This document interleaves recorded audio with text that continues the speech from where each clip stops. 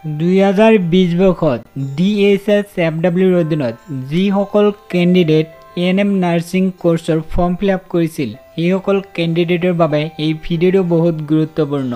বহুত candidate comments কৰি জনাই আছে এডমিট কাৰ্ড ডাউনলোড কৰিব পৰা নাই। বহুত কেণ্ডিডেট কমেন্টছ কৰিছে ইতিমধ্যে। যদি আপুনি 2020 চনত ডিসেম্বৰ মাহত DSSFWৰ অধীনত এএনএম নাৰ্ছিং কোৰ্চৰ ফৰ্ম ফিলআপ কৰিছে তেতিয়াহ'লে এই ভিডিঅ'টো সম্পূৰ্ণ চাওক।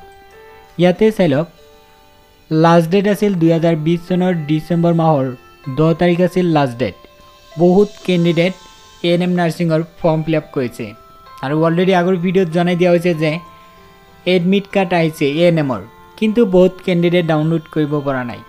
কিন্তু বহুত কেণ্ডিডেট গম পোৱা নাই সেইটো আছিল এএনএম জবৰ এডমিট কাৰ্ড। কিন্তু যিসকল কেণ্ডিডেট এএনএম নাৰ্ছ পঢ়িবলৈ ফৰ্ম ফিলআপ কৰিছে সেইসকল কেণ্ডিডেটৰ এডমিট কাৰ্ড দিয়া নাই।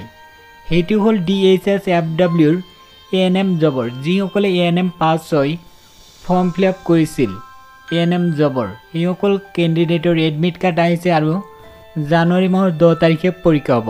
আৰু যিসকল কেণ্ডিডেট এএনএম নাৰ্ছ পঢ়িবলৈ ফৰ্ম ফিলআপ কৰিছে ডিসেম্বৰ মাহত 2020 চনত সেইসকল কেণ্ডিডেটৰ এডমিট কাৰ্ড এতিয়ালৈকে অহা নাই।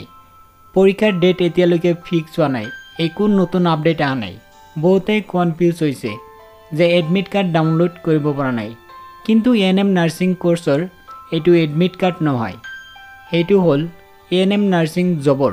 যিসকলে এএনএম নাৰ্ছ কমপ্লিট কৰিছে সেইসকলৰ জব ওলাইছিল, সেইসকল কেণ্ডিডেট জবত এপ্লাই কৰিছিল সেইসকল কেণ্ডিডেটৰ এডমিট কাৰ্ড আহিছে আৰু সেইসকল কেণ্ডিডেটৰ পৰীক্ষা জানুৱাৰী মাহৰ 10 তাৰিখে পৰীক্ষা হ'ব।